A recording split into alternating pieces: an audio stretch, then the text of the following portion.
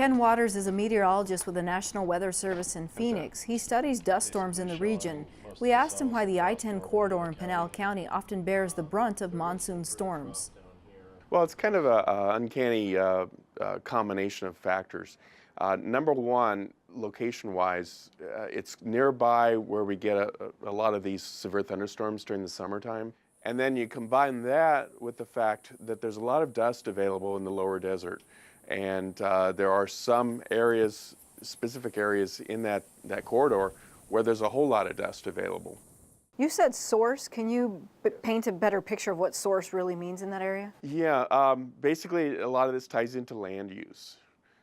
You've got some areas that are undisturbed desert, but then you've got other areas that have been disturbed, whether it be through recreational vehicle traffic or possibly previous agricultural use.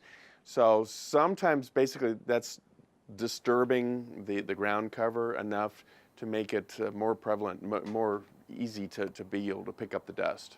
It seems to me that in the last 15 years or so is when we've really started to pay greater attention to this.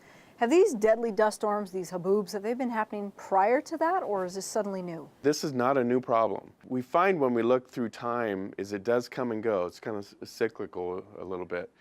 And a lot of the thought is that it's tied to drought.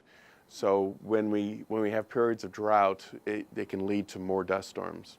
But you can have other factors, things like variation. If we're talking about the monsoon specifically, we have some monsoon seasons where we have a lot of activity. 2018, this year, we've started off with a bang here for about a week or two. Other years, there's been very little monsoon activity, low rainfall, and maybe not as many dust storms. So you can see the storms off to the north and east. Waters is familiar with the technology being used for ADOT's dust detection system. He's also given input on how to develop a cost-effective alert system.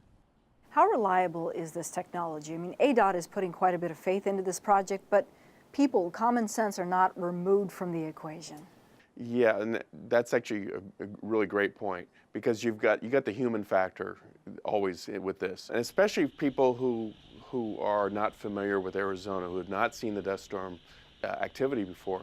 How about truck drivers that are driving across country that have never driven through one of these, or people taking a vacation? We've looked at what we can do to get that word out. It's a big effort. It's a multifaceted effort.